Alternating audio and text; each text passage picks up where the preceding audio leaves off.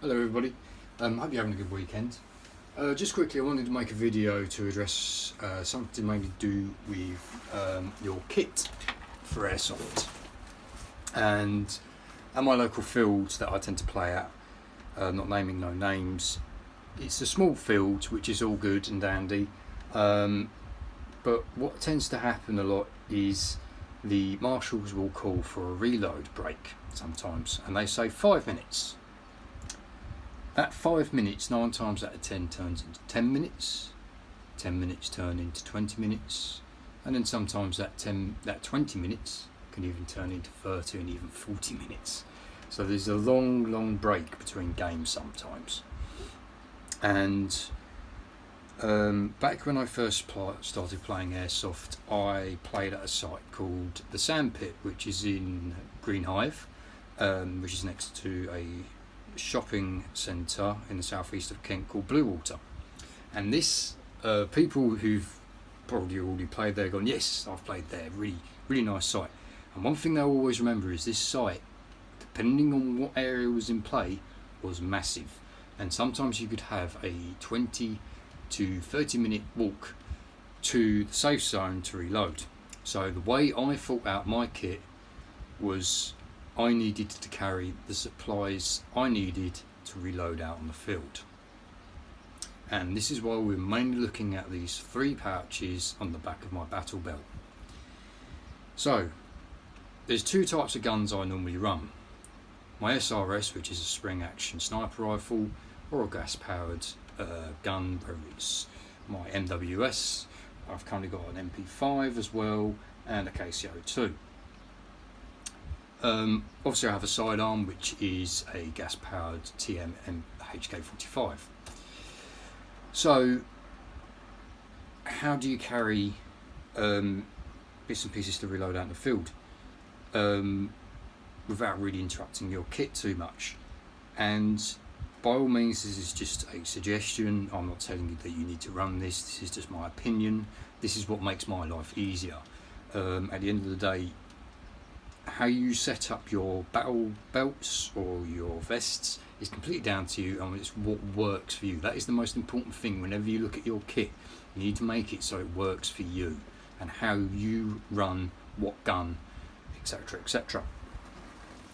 So whenever I change my kit for a particular gun, these 4 pouches stay the same. As I said, but we're mainly looking at these. I mean, this one's obviously a dump pouch, so this one's always on here anyway. So what's so special about these 3 pouches?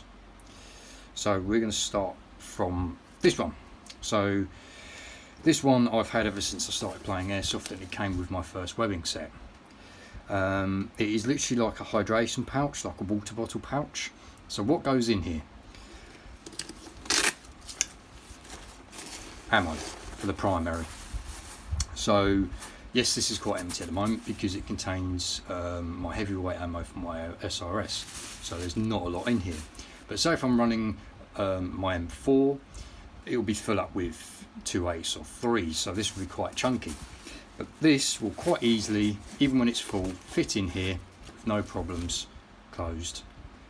Done. It doesn't make a lot of noise either, which is quite good because it's in a bag. The BBs are in a bag. I highly recommend new players, if you going to start playing Airsoft, invest in a couple of these.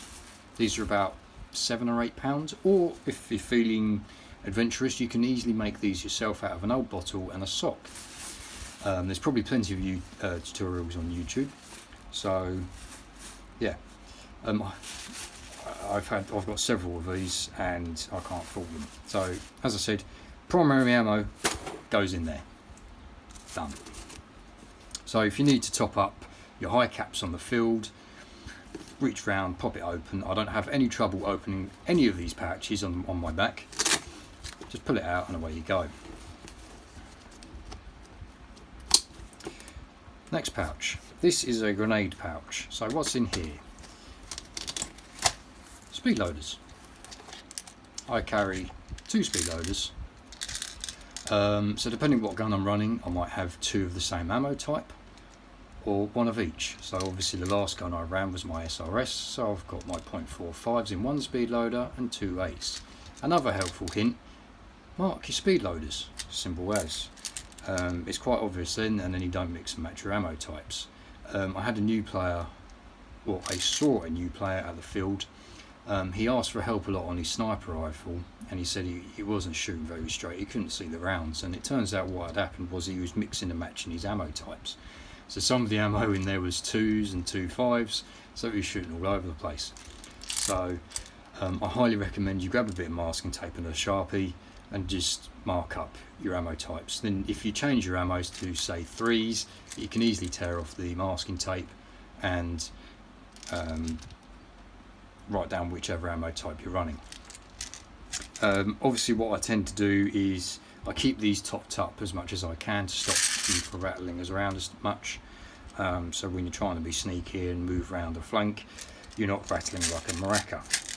So both of them, so you can easily fit 2 large speed loaders in there quite comfortably. If you're on an M4 style speed loader, then I would recommend putting one on your front of your rig in, say, a double M4 pouch. So what's this one? This one is a double P90 pouch made by Viper, and it contains my gas. This is just a bottle I had to hand at the moment. So it quite easily stores a normal, like, standard green gas can, but if you're feeling extra adventurous, if the kit probably won't move, stay there, so I'll move that to one side quickly. Obviously winter tends to come round. With a bit of stretching you can actually fit one of these bad boys in here. I run red gas in my NWS during winter. It's a bit tight, but it does stretch and fit in there.